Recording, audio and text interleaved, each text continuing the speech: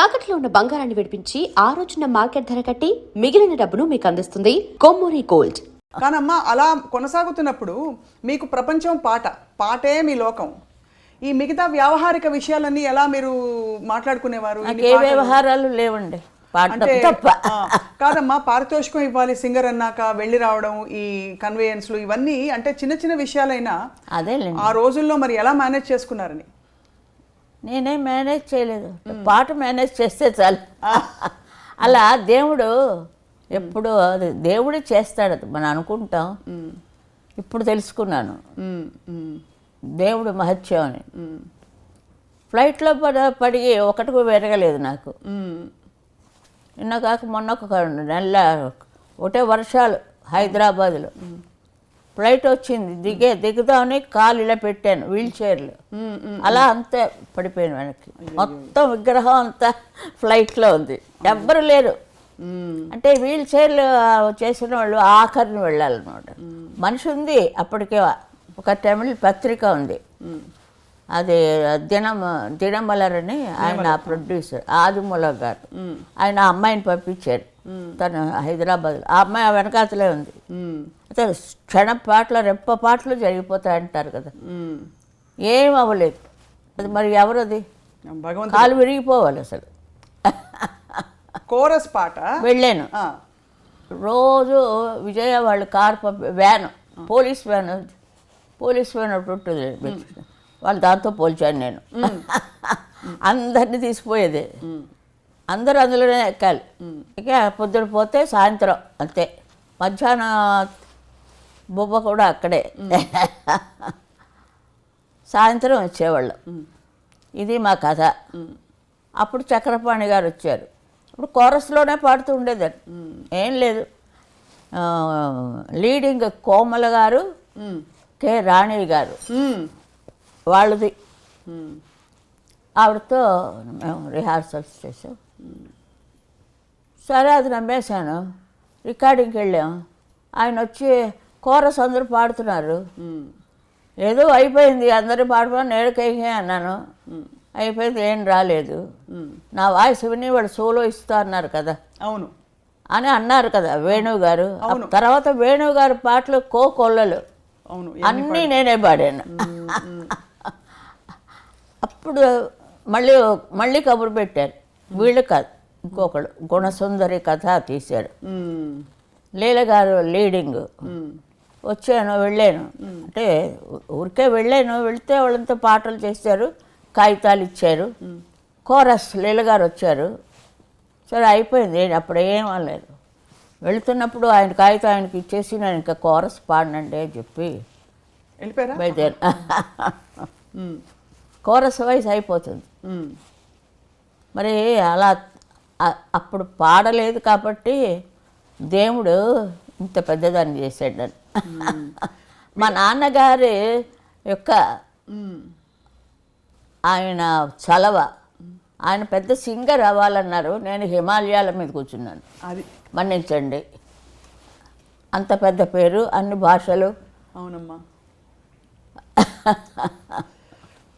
మీరు చాలా కష్టపడి మీ చేత పాడించిన, కష్టపడే లేదండి, అదేమిటో నాకు కష్టమే తెలీదు. ఒక చోటుకి వెళ్ళాను అలాగే. మా సంపత్ కుమార్ అని ఒక ఆయన ఉన్నారు, మా విజయనగరంలో ఉంటే. మా నాన్నగారు ఆయనకి అప్పు చెప్పారు, మా అమ్మాయి ఎక్కడ ఉందమ్మా కొంచెం చూసుకో, సినిమా వాడివే కదా నువ్వు అంటే. ఆయన వచ్చాడు. ఆయన వచ్చిన తర్వాత మనం వేరే ఇంటికి వెళ్ళిపోయి, అక్క ఇంట్లోంచి వేరే చోట. అప్పుడు మా సిస్టరు, మా అన్నయ్య అందరూ వచ్చి నాకు తోడుగా ఉండేవారు. అక్కడికి వెళ్ళి కోరస్ పాడనండి. అయితే ఇది ఎందుకు దీనికి ముందా దానికి ముందా తెలియలేదు, వెరిఫై చేయాలి. బాలానందం మొదట వెళ్ళానా, ఇదంతా అయ్యాక వెళ్ళానా, మిమ్మల్ని అడుగుతున్నాను. బాలానందం ఫస్ట్ బాలానందానికే వెళ్ళారు మీరు? అబ్బయ్యా, న్యాయపతి నా డౌట్ తీర్చారు. రేడియో అన్నయ్య గారు అన్నయ్య గారిని మా ఇంటికి వచ్చి కూడా విజయనగరంలో నా పాట విన్నారు. నా పాట విన్నప్పుడే అన్నారు, చాలా బాగుందిగా, ఎవరు వస్తే వాళ్ళే మా నాన్నగారు మా పిల్ల చాలా బాగా పాడుతుందండి పాడిచ్చేసేవారు. అని అన్నారు, కానీ సినిమాల్లో పాడకూడదు ఆయనకి. అది ఆయన ఉండగానే పాడాను. జనని అమ్మ చూడాలని ఉంది అమ్మ అని పాడాను. ఒక్కసారి పాడితే మా నాన్నగారు వచ్చి అమ్మ జ్ఞాపకం వచ్చిందా అని అడిగారు. అంటే ఆ అమ్మ చనిపోయారు అప్పటికే. కరెక్ట్గా అలాగే పాడాను.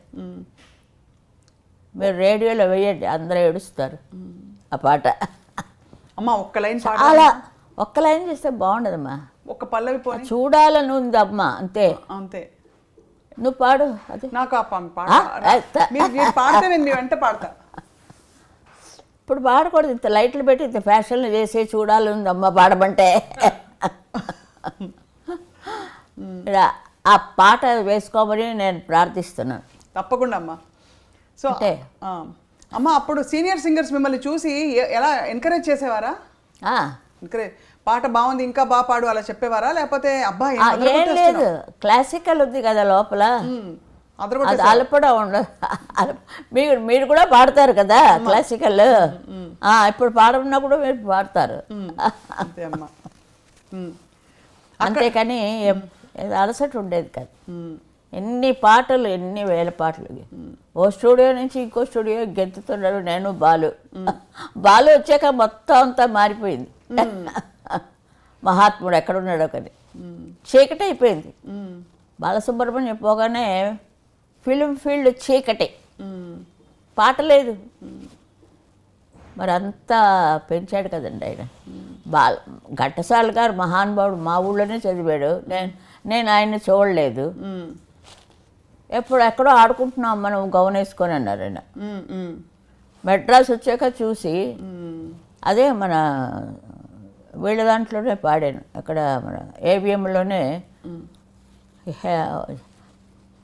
తపస్సు చేస్తుంటాడు.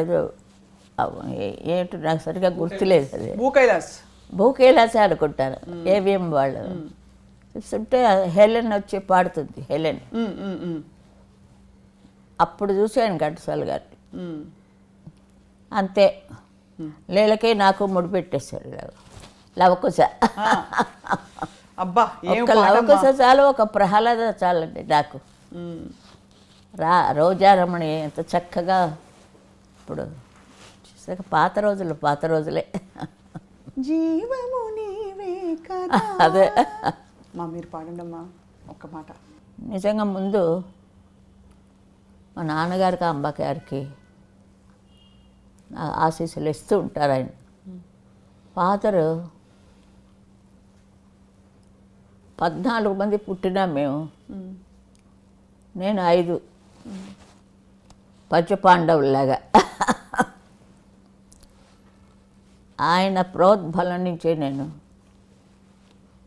ఆయనకి సినిమా పాటలు ఇష్టం లేదు, క్లాసికల్లే అన్నారు. మరి ఎంఎస్ గంట పైన కూర్చున్నాను నేను వెళ్ళి. మరి అది తప్పదు. అది ఇప్పుడు లతాజీ ఉన్నారు, ఆవిడ ఎంత పైకి వెళ్ళారు. అన్నీ ఏ చిన్న పిల్ల గొంతులు చూసినా ఆవిడ పాటలే. ఇప్పుడు అలా ఉంది ఇప్పుడు నా పాటలు. ఒక్కొక్క పాట పద్యాలు ఇలా పాడామండి మేమిద్దరు. చెవులు ఎగిరిపోయాయి. అందరూ అదే అన్నారు. పద్యాలు నేను లీలగారు. లీలగారు చాలా ఫాస్ట్గా వెళ్ళిపోయేవారు. ఆవిడ బతిమాలుకునేదారు. నేను ఇంత సింగర్ అయి ఉండి, అమ్మ కొంచెం స్లోగా వేయండి అమ్మా అని. ఒకే మైకు, అటు ఘంటసాల గారు పూల్లాగా, ఇటు మేమిద్దరం. అంత రోజులు చూస్తే ఎలా పాడేవాళ్ళం. అదే లేరు కుశలవుల సాటి స్టార్టింగే. అవును.